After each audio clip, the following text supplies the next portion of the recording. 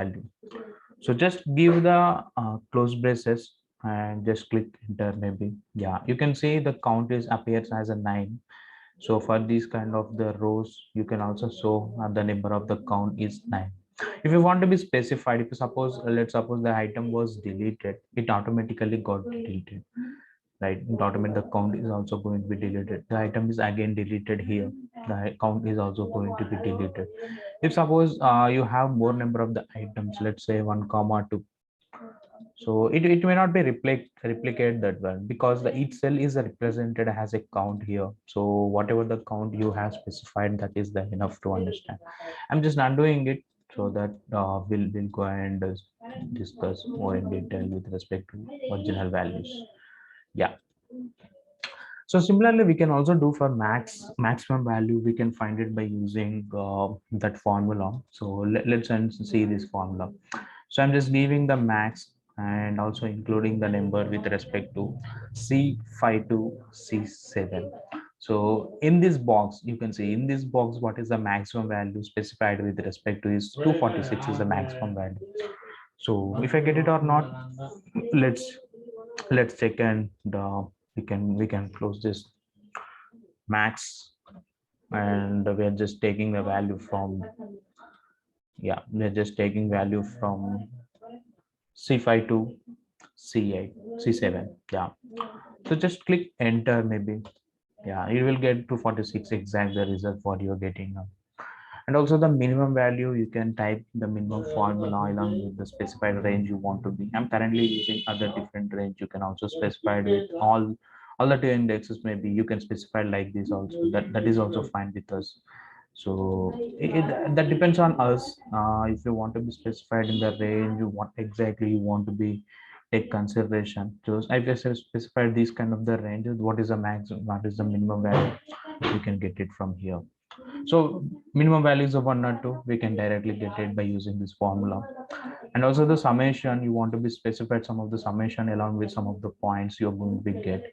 So you can specify in the range like C7, we are just taking consideration for the C7 to this index to this index, E10 index. So you can also specify the range between these kind of the ranges, maybe, or the x-axis or the y-axis. You can take the range, and by default you can also type the family. Like if suppose I need to type as a C82, I can say E12 maybe. So it is having some of the blanks also. It may not be considered for the to summarize these things, but whatever the values we are paying, it shows as a total sum.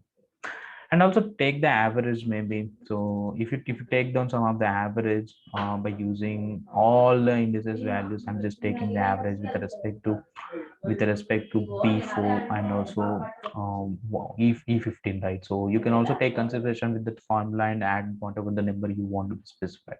And you can also include maybe the other number, like just putting the comma, and you can also mention like, yeah, this is the average you're going to be take consideration. Just click on it. You will also get same kind of the average with respect to this indices and also the other part you are going to be take consideration.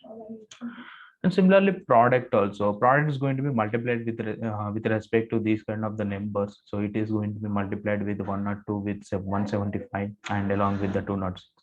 So that's a major reason, and we can also conclude with respect to that, and the value is going to be multiplied together, whatever the combination you are going to be specified. Yeah, those are the simple mathematical kind of you can say some of the basic operations we have performed day-to-day life, so that we will get some of the count and also the maximum value or the minimum value or the summation value and average kind of the value. So let's go and some more depth.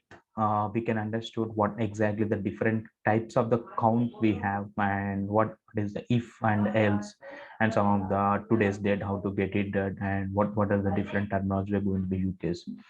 So let me introduce these first, like what are the count A and the count, and what exactly it does with respect to the count blank and count if. So let's see, count A is going to tell us the whatever the count cells that are going to be to count the number of the cells. Okay, so it basically does to count the number of the